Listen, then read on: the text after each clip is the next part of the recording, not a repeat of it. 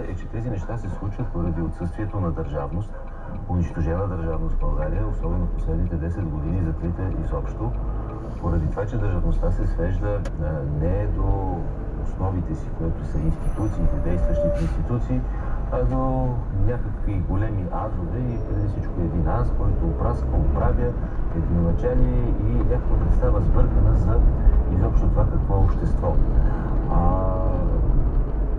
Начина, по който се набеждават ромите, трябва да си говорим обикновено циганите, няма нищо обидно в думата циганин по никакъв начин, създава впечатлението, че безобразията в България се дължат на тази общност, гражданите се дължат на тази общност и че това не е основният проблем. Това изобщо не е така. Мога да ви кажа, че българите крадат много повече от циганите. Ако вземете парите, които се крадат по всичките обществени поръчки, с и без обществени поръчки, подкупите, нима циганската общност е виновна за основния ни проблем корупцията? Не, тя не е.